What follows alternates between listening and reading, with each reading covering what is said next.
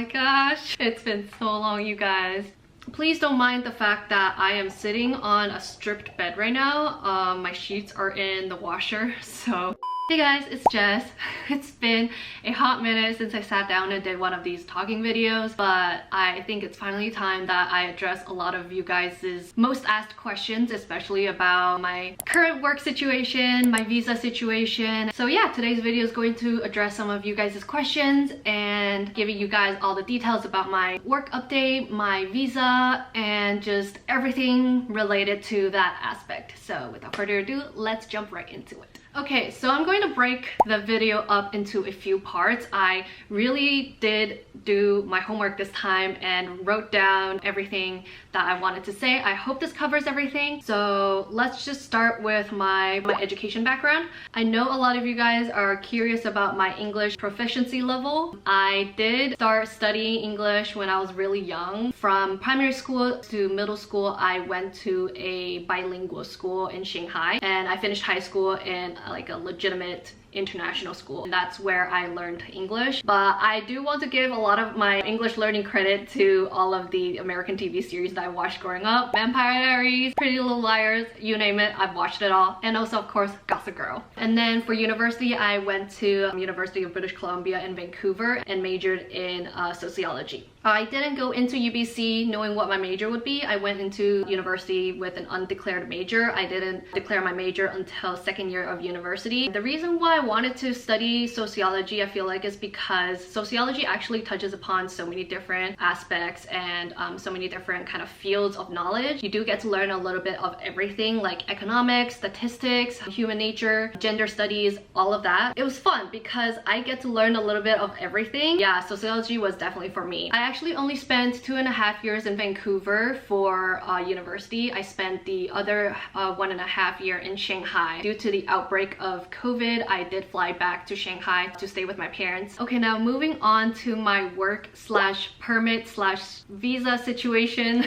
I don't know what to call this section of the video. I am currently on the postgraduate work permit, and that is a 3-year work permit. After I graduated from UBC in May/June, which is when the graduation ceremony happened, but I actually finished all of my finals and submitted my papers in April, I want to say. My memory is really failing me. After I finished my studies at UBC, I did not apply online for the PGWP. I need to put it out there first that I went through a very confusing time of my life around April to August, and I couldn't decide whether or not I wanted to stay in Canada to work or go back home to Shanghai and work there, because I did have job offers there. So then when I graduated from UBC, I didn't apply immediately online, but typically the right thing to do is to apply for the PGWP right after you finish your studies, because there is a time limit as to when you are eligible to apply for the PGWP, which is within 180 days of you finishing your studies. Please don't quote me on anything that I say in this video. Please do your research properly on the IRCC website or with the appropriate personnel. I'm just sharing what I know and what I have experienced with everything that I have been through. I believe usually what people do is they apply online for the PGWP, but I went through a more unusual process of applying, which is why I felt that I really needed to make this video, because there are alternative ways of applying the PGWP. Due to personal reasons and family events, I did leave Canada right after I finished my graduation ceremony. So I actually applied in person at the border at the Vancouver International Airport. You can actually apply for the PGWP in person at certain border controls. It is the most effective and the fastest way of acquiring your work permit. I didn't receive my Vancouver job offer until I had left Canada when I was away during the summer. So I wasn't sure whether or not I actually needed to apply for a Canadian work permit, because I wasn't even sure I would have a job offer here. On top of that, my job needed me to onboard as soon as possible. They weren't willing to let me work 20 hours a week and wait for my work permit to come down. They wanted me to onboard full-time as soon as possible. With that said, it meant that I couldn't go through the regular process of applying online for the PGWP and wait for 3 to 6 months. Yes, it currently takes 3 to 6 months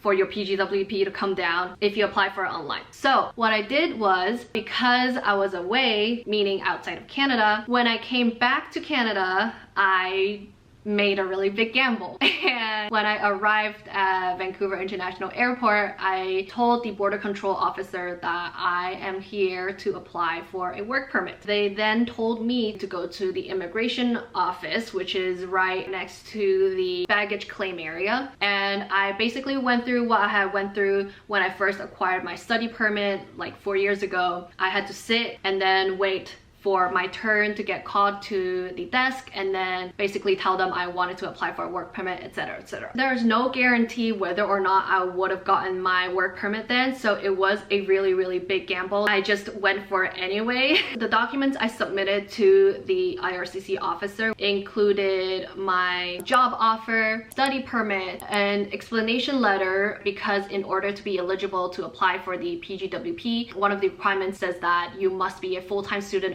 through your university. To be a full-time student means that you must take at least 9 or more credits per term. And there was one term where I only took 6 credits. So I had to write a letter to the officer explaining why I had part-time studied back then. And then other documents included copies of my passport, my letter of completion, a UBC, and finally my official UBC transcript. So there are a lot of documents to prepare, and I would definitely recommend printing them out. It's better safe than sorry. In the end, I did successfully get my PGWP at the border control. I waited around 1.5 to 2 hours, I believe, compared to 3 to 5 months. That was totally bearable. My PGWP came down for 3 years, and then I can extend it sometime within these 3 years, I believe. So yeah, that's a little bit about my whole visa situation. I would definitely recommend anybody who needs to onboard immediately to maybe look into getting your PGWP by the border control. I believe you can also drive down to the US-Canada border control, the flagpole area, and then try to acquire your permit there. I didn't personally do that, so I don't have anything I can share with you guys on that, but there are a lot of experience sharing online, on Reddit,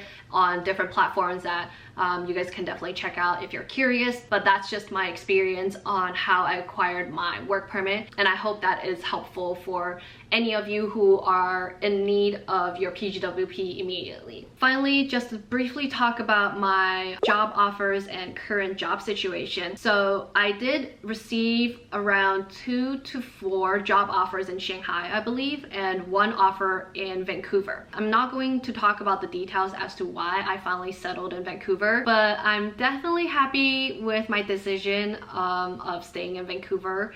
I think. Just to give you guys an idea, I am a full-time marketer. Not sure how much I can talk about my job on camera, so I'm not going to. That is all I wanted to share with you guys today, because I know a lot of you guys have been having questions about my job, my visa, and my educational background. So I hope this video has been helpful to you, and I hope that it has addressed some of your questions. If you have any more questions, feel free to leave them in the comments down below. I will try my best to answer them or try to be helpful. But with that said, that's everything I wanted to talk about today. I hope you guys enjoyed today's video, and I guess I'll see you guys in the next one. Bye!